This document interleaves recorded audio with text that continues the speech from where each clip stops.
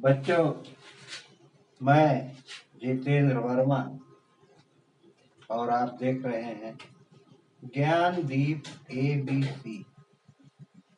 Gyandeep ABC के साथ बने रहिए। हम आप लोगों को विज्ञान के कुछ अंश को आज भी पढ़ाते हैं। जैसे कोई भी जीव जंतु है, प्रत्येक जीव को अनुकूलन की आवश्यकता होती है।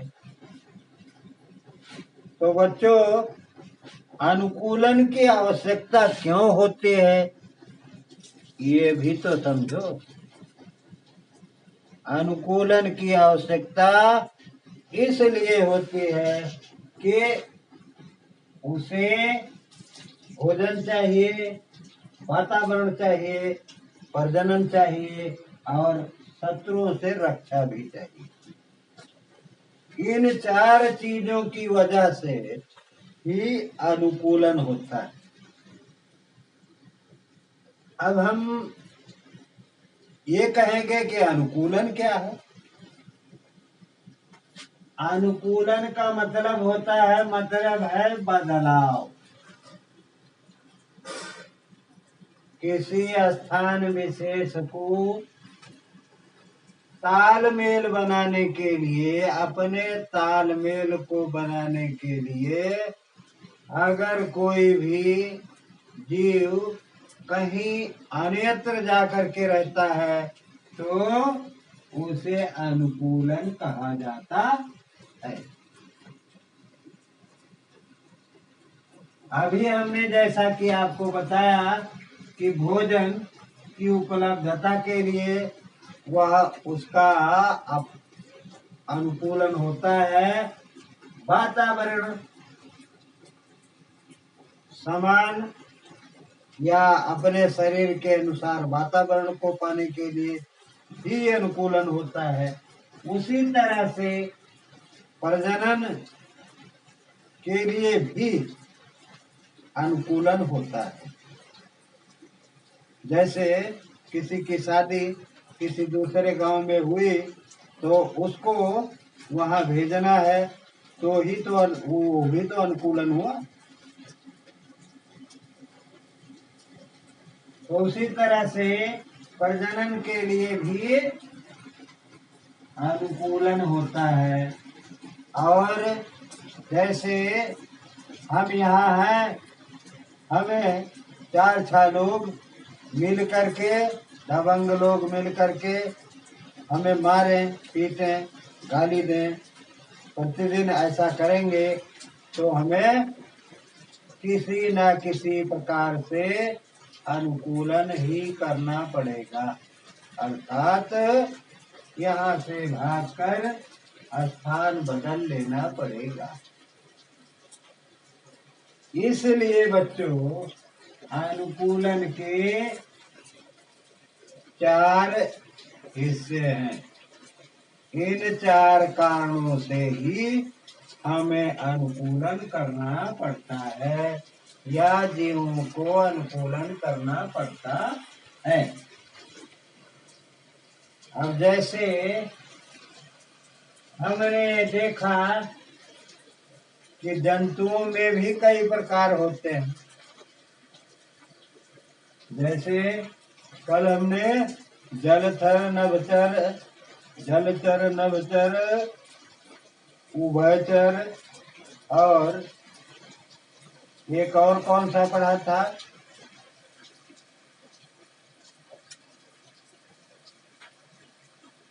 नभचर। वो 4 प्रकार उसमें हुए और 4 प्रकार भोजन की आवश्यकता, उपलब्धता, वातावरण, प्रजनन और शत्रुओं से रक्षा, 4 ये हुए। इसके लिए अनुकूलन होता है। और तमाम प्रकार के जीव अपनी शरीर के बनावट की विशेषता के लिए जी अन्यत्र अनुकूलन कर लेते हैं, बदलाव कर लेते हैं। जैसे मछली हुई, ये जल में रहती है।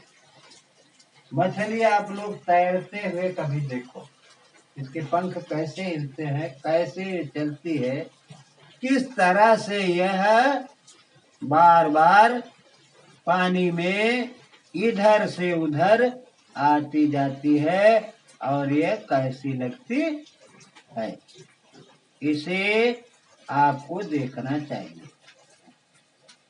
उसी तरह से स्थलीय जंतु जो पृथ्वी पर रहते हैं, ऐसे जंतु को स्थलीय जंतु कहते हैं।